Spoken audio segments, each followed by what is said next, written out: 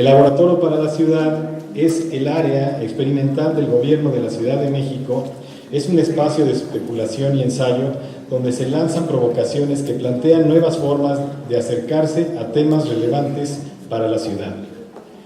Se incuban proyectos piloto y promueven encuentros multidisciplinarios en torno a la innovación cívica y la creatividad urbana. El laboratorio crea diálogos y complicidades entre gobierno, sociedad civil, iniciativa privada y organizaciones no gubernamentales con el propósito de reinventar en conjunto algunos territorios de ciudad y gobierno. Reúne a personas de diferentes disciplinas y continuamente colabora con expertos nacionales e internacionales.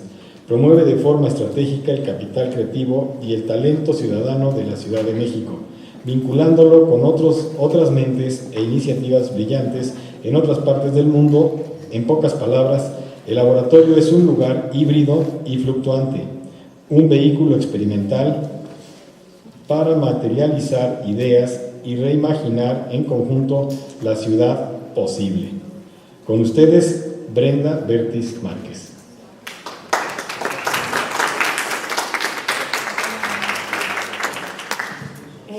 Hola a todos. Bueno, yo les voy a hacer una presentación muy rápida sobre algunos ejemplos de algunos proyectos que tenemos o que hemos ido desarrollando en el Laboratorio para la Ciudad, que tienen que ver con participación ciudadana, creatividad urbana e innovación civil, o cívica, perdón. Bueno, el Laboratorio para la Ciudad, la siguiente, por favor. I should do it in English, perhaps, yeah. Okay, I forgot. Or did I? Javi? So the Laboratorio para la Ciudad, it's a very small lab for a very big city. This is a picture of Mexico City. Well, the outskirts of Mexico City, the next one. Is the first one in the emerging world, the next one. And the next one the first one in a megalopolis. So the next one, the Laboratorio para la Ciudad is the experimental office of Mexico City government. And the next one. It's part of an organization that has a connect direction with the public sector, the next one. And its aim is to challenge complex public issues that traditional governments seek to resolve. The next one, please.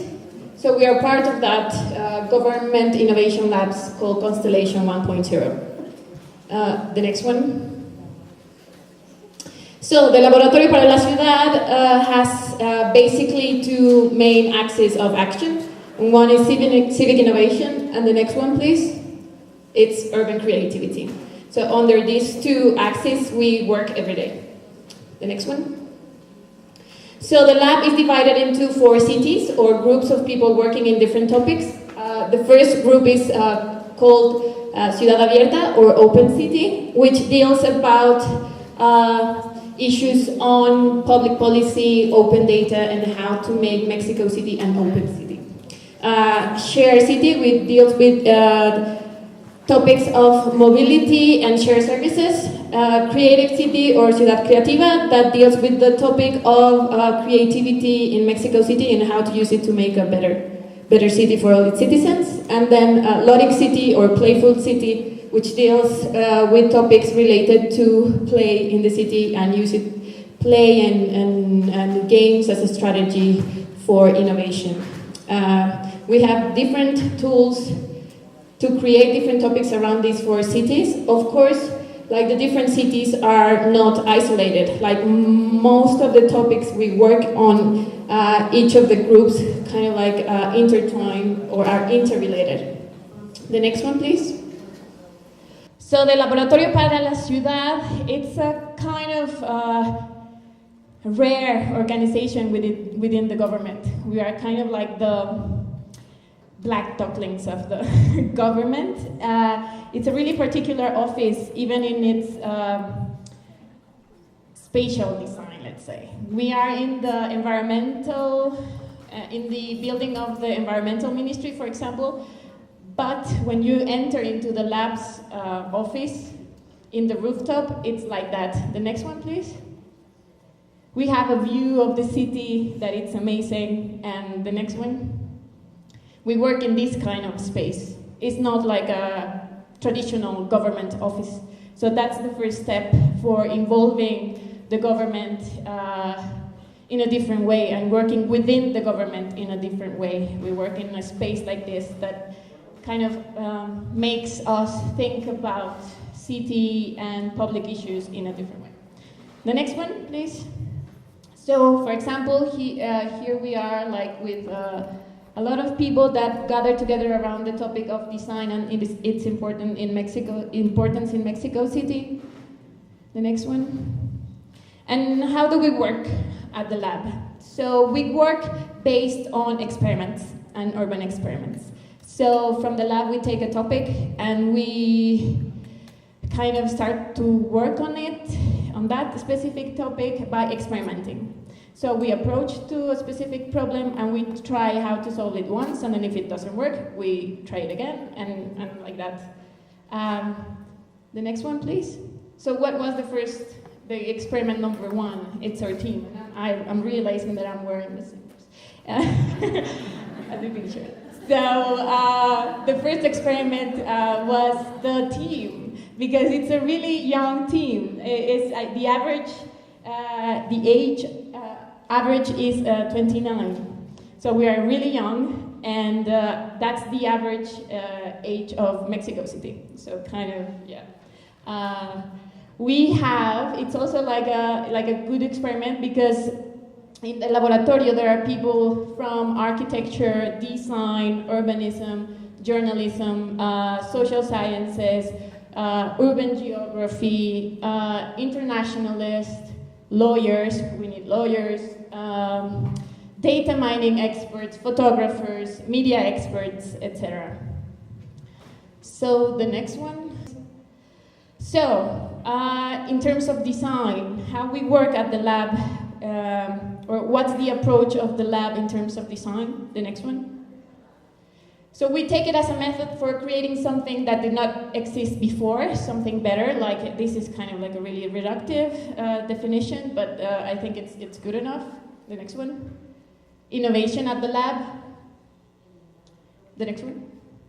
So we think about it as doing something different and better within the whole, or for the whole, and not only for the parts. And the next one.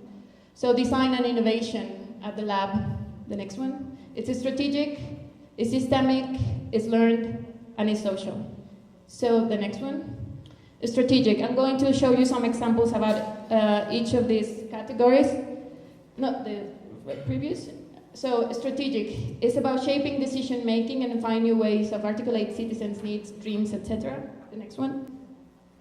So we are very much involved in the new constitution of Mexico City. So we are trying to shape the decisions that the Mexico City government is taking. And for that, we work hand in hand with the Mexico City government. And the next one. But we also work with civil society and the young people. We are that connection. And we here, for example, find out in one of these working groups that we had and we organized under the topic of the Constitution and the open city, that 66% of Mexicans consider there is little or no respect for the law, and half of them see democracy as a system in which all participate but with few benefit. The next one. We realize that nearly a third have no trust in the federal government at all, that 40% distrust political parties and lawmakers, and that 70% do not trust their fellow Mexicans. That was kind of like a really shocking thing that we found out at the lab. Next one. So we are kind of like directing all this work towards the mayor. We report directly to the mayor, which is really kind of good and interesting because, well, at least I feel that at the lab we are trying to make a difference, and we try to involve like the partners that can make a difference directly. The next one.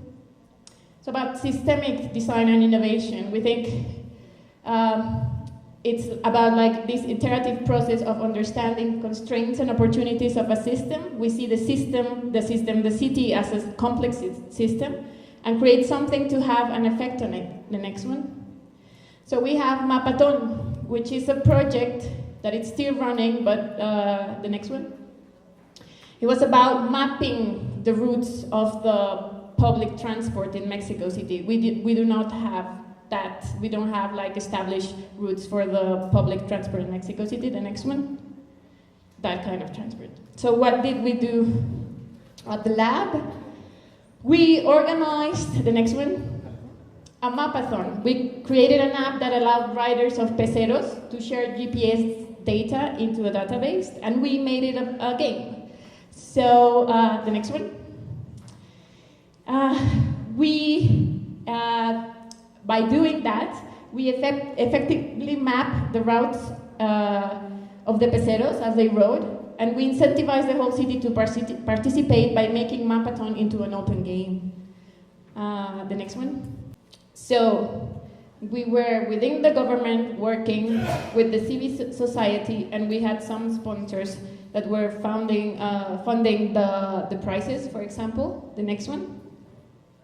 That is the campaign that we use for Mapathon. The next one.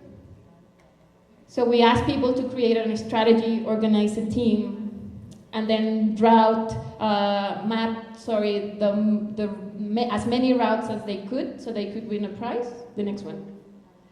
So in 400 days, with 4,000 participants, 1,000 routes were mapped in 250 hours, and it's like traveling around the Earth 1.4 times. I will show you the map of these routes later, because there is no internet connection, so I cannot show them right now. But after the presentation, I will show you these extraordinary maps that tell us a lot about how Mexico City work based on the data that the citizens that play Mapathon gather. And one question that someone asked from the group yesterday is, what are you going to do with all this data that you collected? Well, we don't know yet what we are going to do. The next one. So design innovation and as learn. We think as learning as a social process that is not limited to an ability. It's a potential and it's a possibility that depends on the will and drive. The next one, please. So another project that we are working with right now in the Laboratorio para la ciudad is Saber Creativo, which is it was a series of events that were basically about giving the creative class or the creatives in Mexico City the tools, the basic tools for develop their activities in the best way. So it was about strengthening their capacities as creative agents. The next one. So we have events or courses that were about like pitching their projects, how to pitch a project, how to charge for their work, how to make a portfolio. We realized that many creative agents in Mexico City, they don't have those abilities. So it's important to develop them. The next one. It was also like a good project for framing the conversation on the designer's role to create new design knowledge within the city for the city. And the next one. It was an event that we wanted to know how design and the cultures of creativity can contribute to the development of Mexico City, and show the need for public policy as well that supports and promotes the creative industries here in Mexico City and in Mexico. Another example is Poder Hacer, which is the Mexico City's first international conference on creative cities. This will happen on the 23rd and the 24th of September. The next one.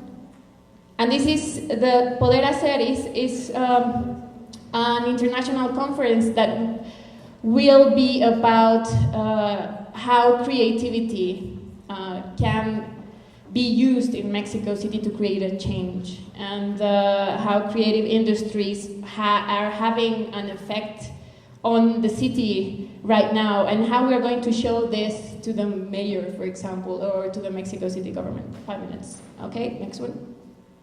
Social.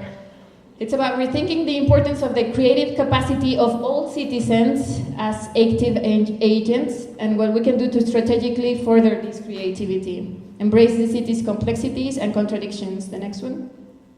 So this is a project that I'm leading at the lab, and it has to do with kids, that in Mexico, like one of the main urban problems that we have is that, the next one, The traffic collisions are the first cause of death among kids from 5 to 14 years. It's the first cause of death. That's kind of like amazing. Most of the people don't know that. The next one, 90% of those traffic collisions can be prevented. The next one. And another problem that we have in urban areas is the lack of open space and green areas. So there's like a table, like in Mexico City, we have 5.4 square meters per person. The OMS recommends 9 square meters, the UN 16 square meters, and in a city like Helsinki, they have 25.11 square meters for example, of green areas. But we have to think about the statistics in a careful way, because these green areas are not distributed in the same manner all around the city. Like, for example, in Miguel Hidalgo, they have 34.13 square meters per person. And in other municipalities, in Tláhuac, they have only 2.17 square meters per person. The next one. So how these two problems affect the kids that live in Mexico City? The next one. What can we do about it? The next one. Well, we have the Piato Niños, which is a project that tries to free the streets for kids and play. The next one. So the general objective of that is to promote kids' participation in their defense of the right to the city, and to tackle the issue of the lack of green areas and open space for play in Mexico City, but especially in marginalized areas. The next one. That is David Harvey, which is part of our theoretical background, or like main source. The next one. And we talk about like the right to the city with this project. The next one. This is our design process of each of the interventions. In the first part, we call it like listening. We go to the communities, and then we do like an urban spatial analysis of the places that we want to intervene. We use a GIS system to select the places where that we are going to intervene. The next one. So we use this kind of map. I work really closely with a urban geographer, trying to find out how to, I posed him a challenge. Like, I need a map that tells me what are the areas of Mexico City that have like a high marginalized index. I need a map that identifies the green and open spaces available in Mexico City, and I need a map that tells me the number of kids that are in Mexico City. So in here you can see, like, these yellow areas are areas in Mexico City that have a low marginalized index. The orange is like a medium marginalized index, and the red is high, and the darker red is like really high marginalized index. The green is for the green areas or open spaces, and the circles tells us how many kids live in that area. For example, in here, there are like just few kids, and in here, there are more kids, and in here, more kids. So what we do is we go to a marginalized area, we can detect it in red, and then we see if there's like a lot of green or open spaces. Since here there is, so we don't go here. We go here because this is like a really little green or open space, and we go, like, for example, to these streets because there are like a lot of kids there. So the next one. After using the map, we go to the place and we talk with people to see if actually what the map tells us is real, and if we can go there, and if people actually want us to be there, and if they can work with us. The next one. So we go to the schools, we talk to kids. The next one. And then after that, we start kind of like defining the social material and tactical elements that we need to design this, or to intervene the streets and make a play street. The next one.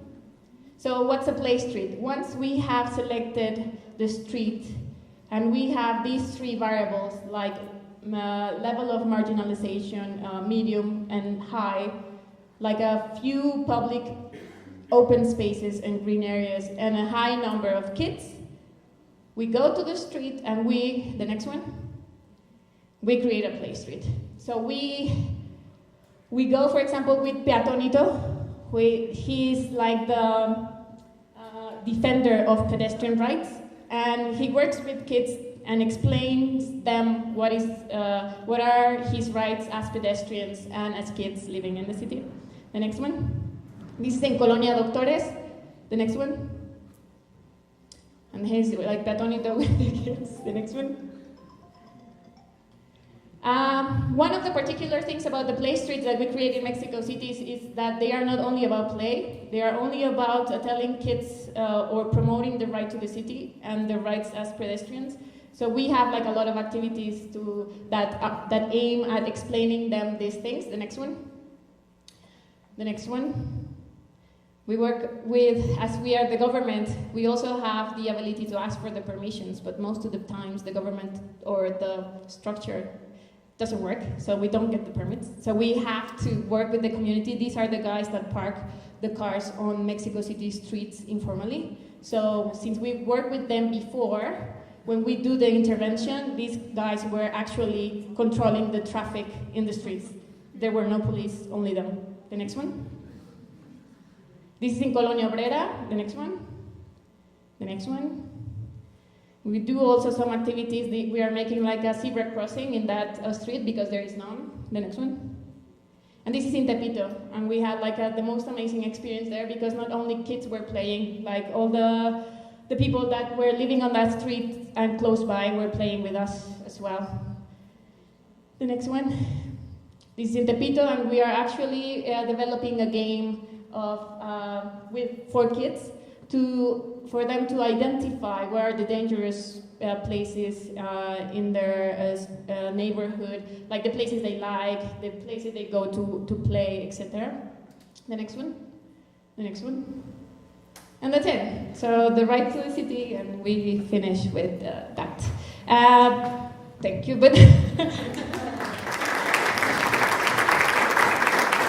Les abrimos a 3 participantes, ¿no? Si gustan hacerle preguntas a Brenda. Hola. Hola. Mi nombre es Eugenio. Una pregunta. En el laboratorio, bueno, yo estaba viendo, tienen mucha captación de información, ¿no? Sí. Y toda esa captación de información, ¿cómo le hacen para que otras personas puedan accesar a ella? Porque hay mucha información, tanto geográfica como de económica y todo eso. Pero al final, cuando implementan los programas, ¿cuáles son los programas que han ido, aparte del que mostraste ahorita, cuáles son los otros programas que han ido implementando? O sea, ¿cuáles son los programas que el laboratorio, gracias a la información, a toda esa información que ya tienen, ¿cuáles son los que han ido implementando? Sí, ahorita el de Mapatón, por ejemplo, es un proyecto que continúa y se está desarrollando, está entrando en una etapa como de siguiente fase, ¿no? Para que la aplicación sea pública y accesible para todos. ¿Y esa aplicación cómo va a solventar las problemáticas de tu sistema de movilidad redes para moverte en la ciudad, ¿no? Sí, también nosotros tenemos que, digamos, acotar, ¿no? Este es un primer paso, digo, para primero que las autoridades de la Ciudad de México se den cuenta de cómo funciona la red de transporte urbano en la Ciudad de México. Una vez que se tiene esa información y que ellos la empiezan a conocer, entonces se empieza a diseñar algunas otras herramientas o programas, digamos, que van a contribuir a resolver algunos de los problemas de movilidad que tenemos en la ciudad. Por ejemplo, Ciudad Peatón, que esta es una nueva ciudad que se creó en el laboratorio, ahorita está tratando de implementar un nochebús, que es el nochebús. Lo que van a hacer es diseñar como algo tan sencillo para Europa que tener estos horarios fijos para cuando pasa el metrobús. Entonces, esa es una de las soluciones, digamos, que ha salido a partir de esto y que ahorita estamos tratando de implementar, ¿no? Entonces, obviamente no podemos, digamos, resolver el problema de movilidad, pero sí lo que estamos haciendo es exponer lo que se hace y después dar el siguiente paso para ver qué es lo que se tiene que hacer para solucionar, ¿no?, el problema pasito a pasito. Como dije, estamos trabajando a través de experimentos. Entonces el primer experimento se hace y después viene el siguiente, que retoma la información del primero y lo mejora, ¿no? Solo para concluir, ¿tienen algún experimento o sea, si están educando a los servidores públicos, porque ustedes aparte son del Estado, cómo están trabajando ustedes para educar a los funcionarios? O sea, están trabajando en mucha información, están trabajando en recopilar demasiadas cosas, pero ¿cómo lo están haciendo para educarlos a ellos y cómo les está llegando la información a ellos para que ellos les permitan a ustedes poder realizar su trabajo? Sí, eso es una buena pregunta. Tenemos distintas, bueno, hay una actividad que se llama sesiones de azotea y las sobremesas. Las sobremesas son reuniones que se tienen con funcionarios públicos y con sociedad civil alrededor de un tema. Entonces ellos van al laboratorio a hablar de ese tema y los juntamos a los dos. Entonces es increíble ver que cuando tú juntas a un funcionario público, a la sociedad civil, en un espacio como la azotea, la conversación y la forma de interactuar cambia totalmente, ¿no? Entonces esa es una forma en la que nosotros nos estamos, como de cierta forma, estamos tratando de cambiar cómo el gobierno funciona con la ciudadanía.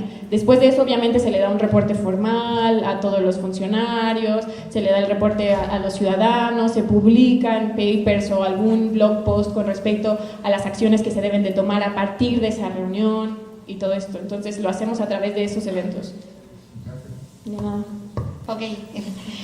¿De acuerdo a qué factores o qué indicadores o quién decidió qué factores tomar en cuenta para decidir esto es un sector o es un área marginalizada, ¿no? Sí. O marginal, de acuerdo al bueno, se tiene más o menos este nivel socioeconómico o educación o qué factores se Sí, consideran? trabajamos con un índice de marginalidad que está establecido por la Secretaría de Desarrollo Social.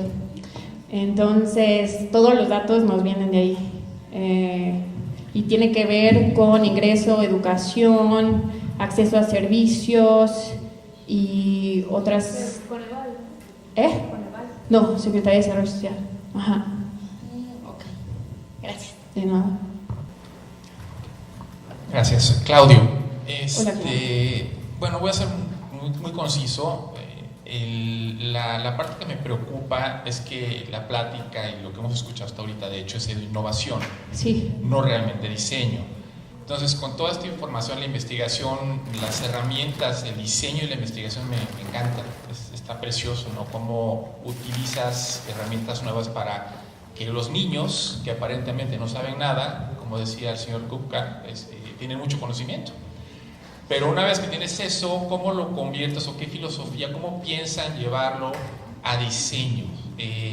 Convertirlo en una forma de pensar que pase de este pensamiento de diseño, design thinking, y realmente se convierta en diseños que sean útiles para la ciudad, sí deseables, sí viables, sí factibles.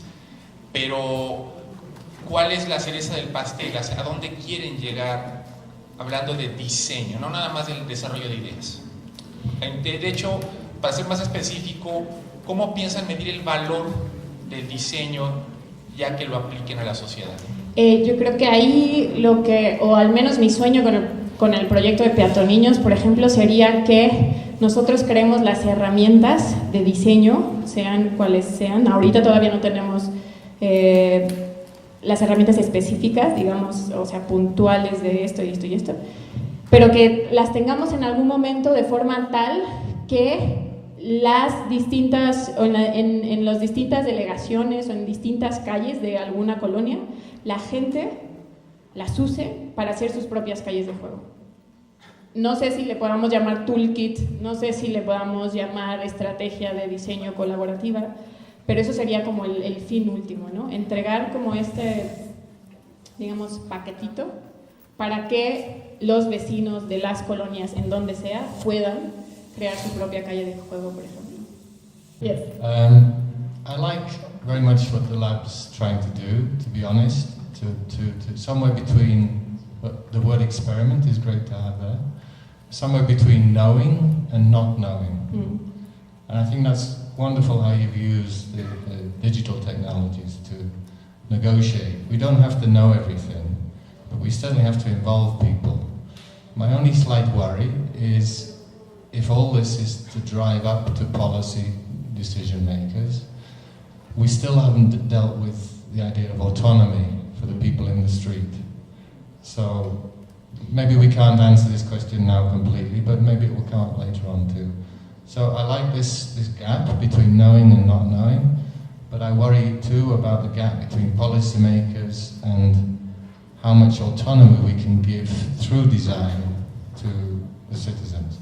Yes, and that's something that I have been thinking, or that I think all the time when I do this experiments. For me, it's not about giving.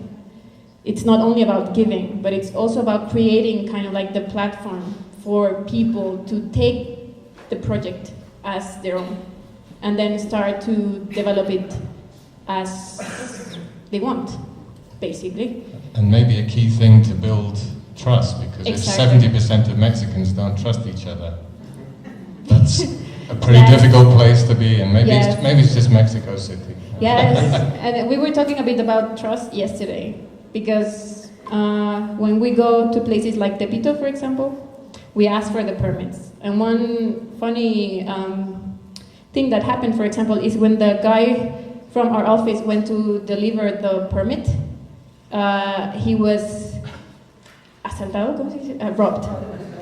Yes. So the permit didn't come on time. And then we had to make the intervention in a way. So we went there, and there were no police. So the whole thing went really well.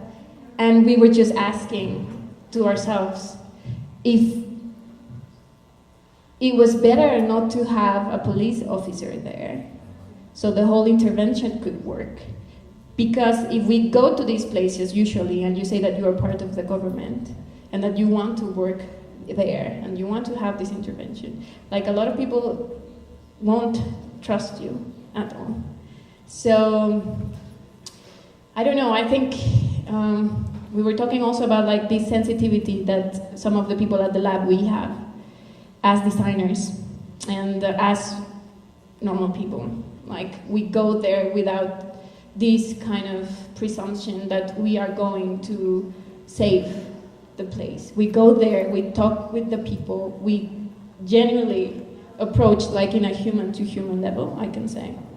And then after that, I think we create a trust in a really, like a human way.